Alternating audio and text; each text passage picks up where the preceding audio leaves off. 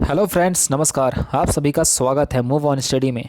दोस्तों, आज पार्ट 2 आज डिस्कस करने वाले हैं ऑपरेशन क्लासेस का, जो कि 360 डिग्री पूरा घूमेगा। जो भी इंपॉर्टेंट क्वेश्चन आएगा सारे डिस्कस किया जाएगा। चलिए दोस्तों, और मैं बता दूं इसमें केवल 15 क्वेश्चन रहने वाले हैं, जो कि आपको 100 प्लस क्वेश्चन के बराबर है। ठीक है, तो आप हमारे साथ बने रहें टोटल। और देखिए, जो भी एक्सप्लेनेशन किया जाएगा तो उस पर ज़्यादा ध्यान दीजिएगा, क्योंकि इसमें क्वेश्चन का लेवल जो है काफ़ी लो हो सकता है, लेकिन जो भी इंपॉर्टेंट क्वेश्चन आएगा जो मैं बोलूँगा वो सारे इंपॉर्टेंट होने वाले हैं एक्सप्लेनेशन में, तो आप ध्यान से सुनिएगा। चलिए फर्स्ट क्वेश्चन की ओर हम लोग बढ़ते हैं। देखिए दोस्तों, फर्स्ट क्वेश्चन बोल रहा है अमरकंटक में कौन सी नदी का उद्गम होता है। अमरकंटक, तो सबसे पहले दोस्तों अमरकंटक के बारे में जान लेते हैं। ये जो है मैकाल पर्वत, याद रखिएगा, मैकाल पर्वत, वहीं पे अमरकंटक शिखर उसी पर। ठीक है, वहीं से उत्पत्ति होती है नर्मदा नदी की। ठीक है दोस्तों, नर्मदा नदी की उत्पत्ति कहाँ से हो गई, तो बोलेंगे अमरकंटक की पहाड़ी। ठीक है, अब यहाँ बात करते हैं, यहाँ पर हम लोग डिस्कस कर लेते हैं थोड़ा। जो है नर्मदा नदी, नर्मदा नदी जो है पूर्व से पश्चिम की ओर बहने वाली नदी है, पूर्व से पश्चिम की ओर बहने वाली नदी है। और नर्मदा नदी की ही बात किया जाए तो इसका सेकंड नेम, यानी इसको जो सेकंड नाम है रेवा नदी बोला जाता है। इसको क्या बोला जाता है, रेवा नदी बोला जाता है। ठीक है, और नर्मदा नदी की सबसे जो सहायक नदी है सबसे बड़ी, वो है तवा। ठीक है, तीन इंपॉर्टेंट क्वेश्चन ध्यान रखिएगा। और ये जो मध्य प्रदेश के से गुजरात तक बहती है दोस्तों, एमपी से लेकर गुजरात तक जो है बहने वाली नदी है ये। ठीक, और इसमें एक बात और करता हूँ मैं, हाँ, खंबात की खाड़ी, खंबात की खाड़ी में जाके ये जो है फाइनली स्टॉप हो जाती है, रुक जाती है वहीं पे, मतलब गिरती है खंबात की खाड़ी में। मैकाल पर्वत से ये उद्गम होती है और खंबात की खाड़ी में जाकर वहीं पे गिरती है। ठीक है दोस्तों, चलिए अब मैं बात करता हूँ इसमें सोन नदी के बारे में। तो सोन नदी याद रखिए वही अमरकंटक की पहाड़ी से भी निकलती है। ठीक है, अब बात करते हैं गोदावरी नदी। गोदावरी नदी दक्षिण भारत की ये प्रमुख नदी है, जो कि दक्षिण गंगा भी कहा जाता है इसको। इस नदी को क्या बोला जाता है, दक्षिण गंगा के नाम से भी जाना जाता है। ठीक है, और ये जो है महाराष्ट्र नासिक से निकलता है। ठीक है, नासिक। तो दोस्तों इसी तरीके से डिस्कशन किया जाएगा फुल। चलिए आगे क्वेश्चन पे बढ़ते हैं। सेकंड क्वेश्चन, भारत और चीन को कौन सी रेखा विभाजित करती है। देखिए दोस्तों, भारत और चीन की बात किया जा रहा है, तो यहाँ पे हम लोग समझ सकते हैं मैकमोहन रेखा। मैकमोहन रेखा जो है भारत और चीन को जो है अलग करती है। ठीक है दोस्तों, चलिए इस पर हम लोग डिस्कस करते हैं। ये रेखा जो है 1914 में खींचा गया था। ठीक है, हेनरी मैकमोहन के नाम से रखा गया था। इस रेखा का नाम हेनरी मैकमोहन के नाम पर रखा गया था। अब मैं इस पर और भी बात कर लेता हूँ दोस्तों। देखिए चीन लाइन ये तो कुछ है नहीं। ठीक है, चलिए मैं थोड़ा सा डूरंट रेखा के बारे में बता देता हूँ। डूरंट रेखा के बारे में बात किया जाए तो भारत और अफ़गानिस्तान के बीच जो है खींचा गया ये रेखा है, जो कि 1896 में खींचा गया, 1896 में खींचा गया था। और इसके अलावा एक और दिख रहा है आपको 17, ठीक है, 17 पैरेलल लाइन इसको बोला जाता है। तो ये जो है याद रखिएगा वियतनाम के द्वारा। ठीक है, वियतनाम, तो वियतनाम में एक आ जाएगा, एक उत्तरी और एक आ जाएगा दक्षिणी और उत्तरी वियतनाम के बीच में। इसी के द्वारा नंबर सीरीज में भी और पूछ लिया जाता है दोस्तों सवाल। 24वीं रेखा पूछा जाता है, 38वीं पूछा जाता है और 49 पूछा जाता है। तो 24वीं में आपको याद रखना है इंडिया और पाकिस्तान को फिर से। ठीक है, इंडिया और पाकिस्तान के बीच जो है 24वीं समांतर रेखाएं खींची गई, जो कि सिर्फ और सिर्फ ये भारत मतलब सॉरी ये पाकिस्तान ही मानता है। ठीक है, इसमें भारत तो इस रेखा को नहीं मानता है 24वां को। अब बात करते हैं 38 में। 38 में याद रखिएगा कोरिया, सिर्फ और सिर्फ कोरिया याद रखिएगा, यानी कि उत्तरी कोरिया और दक्षिणी कोरिया। अब 49 की अगर बात किया जाए, 49 में तो अमेरिका, क्या याद रखेंगे, 49 में अमेरिका और कनाडा के बीच ये खींचा गया रेखा है। ठीक है दोस्तों, चलिए नेक्स्ट क्वेश्चन की ओर बढ़ते हैं। भारत में लौह पुरुष के नाम से किसे जाना जाता है। लौह पुरुष की बात किया जाएगा तो आपको याद रखना है सरदार वल्लभ भाई पटेल। ठीक है, वल्लभ भाई पटेल। चलिए यहाँ पे हम लोग थोड़ा डिस्कस कर लेते हैं। यहाँ पे इंपॉर्टेंट क्वेश्चन बनता है वल्लभ भाई पटेल के द्वारा। देखिए सबसे पहले जान लेते हैं, ये जो है भारत के पहले उप प्रधानमंत्री थे। भारत के पहले उप प्रधानमंत्री वल्लभ भाई पटेल थे। ठीक है, इनका जो सबसे पहला अगर आंदोलन बोला जाए, सत्याग्रह बोला जाए, तो ये खेड़ा आंदोलन हो जाएगा, जो कि कब हुआ था, तो 1918 में हुआ था। और अगर बात किया जाए 1928, यहाँ पे इंपॉर्टेंट फैक्ट आता है दोस्तों, यही सवाल बन जाता है। 1928 में कौन सा आंदोलन हुआ था, तो याद रखना है गुजरात में हुआ था। बरदौली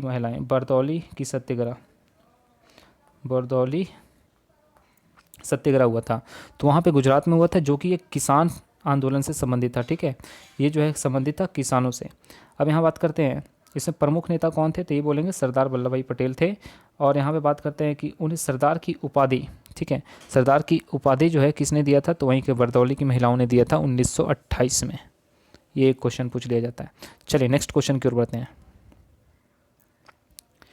देखिए नेक्स्ट क्वेश्चन की बात कर रहा है दोस्तों, विक्टोरिया मेमोरियल कहाँ है, तो इसको डायरेक्टली आप याद रख सकते हैं, ये कोलकाता में है। ठीक है, इसके अगर वस्तुकार की बात किया जाए तो याद रखिएगा विलियम इमर्सन, विलियम इमर्सन याद रखिएगा। ठीक है, चलिए नेक्स्ट क्वेश्चन, भारत में चाय का सबसे बड़ा उत्पादक राज्य कौन सा है, चाय का पूछ रहा है, तो इसमें असम लगाना होगा, और चावल का बोलेगा तो आपको वेस्ट बंगाल बनाना होगा। ठीक है, चलिए इसमें थोड़ा सा आराम बात, चाय किस तरह का है जो फसल, तो इसमें बोल देंगे कहवा, क्या कहवा है, रबड़ है, इलायची है, हल्दी है, ये सब जो है ना एक तरह का बागवानी फसल है दोस्तों।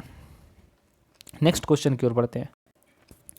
देखिए अर्जुन अवार्ड के बारे में पूछा जा रहा है, जो कि वेरी इंपॉर्टेंट सवाल है दोस्तों। देखिए अर्जुन अवार्ड के बारे में हम लोग डिस्कस कर रहे हैं, तो पहले जान लेते हैं अर्जुन अवार्ड जो है किस क्षेत्र में दिया जाता है, तो याद रखें खिलाड़ियों को दिया जाता है, बेस्ट परफॉर्मेंस जो किया जाता है, ठीक है, तो उन्हीं को दिया जाता है। यहाँ साफ साफ पता चल रहा है खिलाड़ियों के द्वारा, ठीक है, कवियों नहीं, वैज्ञानिक नहीं, तो खिलाड़ियों के द्वारा, सॉरी खिलाड़ियों को देने वाला जो है पुरस्कार है अर्जुन अवार्ड। अब यहाँ पे बात किया जाता है कब से दिया जा रहा है ये, तो अर्जुन अवार्ड आपको ध्यान रखना है दोस्तों 1961, ठीक है, इसे कौन देता है, तो याद रखें इंडियन गवर्नमेंट देता है, भारत के सरकार द्वारा दिया जाता है ये। और बात करते हैं इसी से संबंधित एक तो और पुरस्कार। देखिए अब कवियों के द्वारा पूछा जाएगा, इसको कौन सा दिया था, ज्ञानपीठ पुरस्कार याद रखिए, कवियों को जो दिया जाता है लेखक के रूप में, ठीक है, इनको बेस्ट लेखक के रूप में दिया जाता है, तो ज्ञानपीठ पुरस्कार 1965 से दिया जा रहा है, ये कवियों को दिया जाता है। और इनमें जो विजेता थे फर्स्ट टाइम ये थे शंकर कुरूप, शंकर कुरूप। कौन सा भाषा ये पूछा जाएगा, तो मलयालम, ठीक है, मलयालम। ठीक है दोस्तों, चलिए और एक आ रहा है क्वेश्चन, देखिए यहाँ पे वैज्ञानिकों को कौन सा दिया जाता है, वैज्ञानिकों को याद रखिएगा नोबेल प्राइज़ दिया जाता है। नोबेल काफ़ी ज़्यादा चैप्टर लंबा हो जाएगा तो उसको कभी और डिस्कस किया जाएगा। नोबेल प्राइज़ दिया जाता है वैज्ञानिकों को, ठीक है दोस्तों, बेस्ट परफॉर्मेंस के लिए। तो कब से दिया जा रहा है नोबेल पुरस्कार, वही याद रखिए 1901 से दिया जा रहा है। ठीक है, नेक्स्ट कश्मीर घाटी का मुख्य शहर है, कश्मीर घाटी सिंपल से याद रखिए दोस्तों इसका आंसर, ठीक है, श्रीनगर। क्या याद रखेंगे, श्रीनगर याद रख सकते हैं। श्रीनगर जो है किस नदी के किनारे है, तो झेलम बोल सकते हैं, झेलम, झेलम नदी के किनारे बसा हुआ है। नेक्स्ट,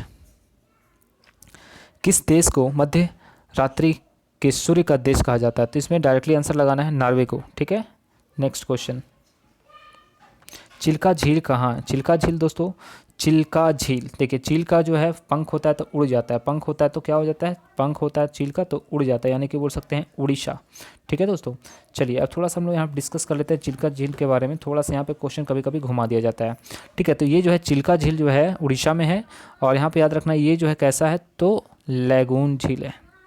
ये पूछा जाएगा कि कैसा झील है, तो लैगून झील है दोस्तों। ठीक है, और इसे ही 1981 में रामसार लिस्ट में शामिल कर दिया गया था, और इसी को चिल्का झील को ही बोला जाता है पक्षियों के द्वारा, यानी कि जो प्रवासी पक्षी होते हैं, ठीक है, प्रवासी पक्षी जो है यहाँ पे वास करते हैं।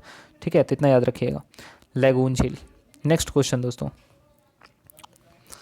सत्यमेव जयते कहाँ से लिया गया है, ये तो आप मंडोप उपनिषद से लिया गया है, इसको डायरेक्टली याद सकते हैं। ठीक, नेक्स्ट क्वेश्चन ऐसे और यहाँ पर डिस्कस किया जाए तो अगर बात किया जाए ऋग्वेद, मतलब वेद कितना होता है, 4 होता है, न्याय सूत्र किसने दिया, गौतम दिया। ठीक है, सामवेद जो है संगीत से है, ऐसे याद कर सकते हैं संबंधित।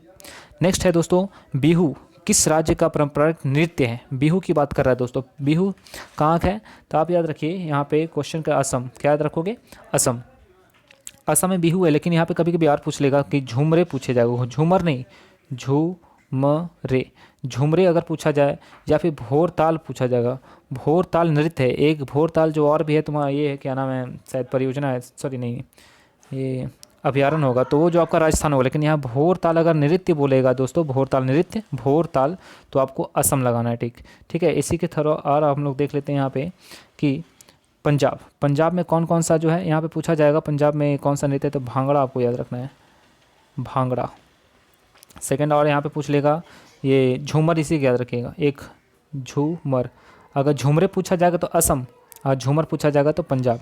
और यहीं पे एक गिद्दा पूछा जाएगा, गिद्दा। ठीक है दोस्तों, चलिए अब बिहार के बारे में जान लेते हैं थोड़ा सा। बिहार और झारखंड में तो लगभग जो है छऊ नृत्य जो है वेरी फेमस है, छऊ नृत्य जो है वेरी फेमस है, और एक कर्मा। ठीक है, चलिए दोस्तों नेक्स्ट, कर्मा पर्व होता है, हाँ ठीक है। लंदन किस नदी के किनारे स्थापित है? लंदन तो सब समझते होंगे, लंदन टेम्स, क्या बोलोगे? London Thames. नेक्स्ट, नक्शे का प्रयोग क्या खोजने के लिए किया जाता है? ये तो दूरी, दिशा, लंबाई, यानी कि तीनों बोल सकते हैं। ठीक है दोस्तों, उपरोक्त सभी। नेक्स्ट क्वेश्चन, भारतीय सेना का सर्वोच्च कमांडर कौन होता है? शायद ये मैंने रिपीट हो गया, कल भी क्वेश्चन वाला फर्स्ट पार्ट को मैंने डिस्कस किया था इसको, तो इसमें से आंसर हो जाएगा भारत के राष्ट्रपति। नेक्स्ट, विश्व में सबसे गहरा महासागर कौन सा है? यहाँ पे थोड़ा समझने वाली बात हो दोस्तों, यहाँ ज़रा समझिएगा। देखो, सबसे गहरा महासागर की बात कर रहा है, ठीक है, तो इसका तो आंसर हो जाएगा प्रशांत महासागर, प्रशांत महासागर।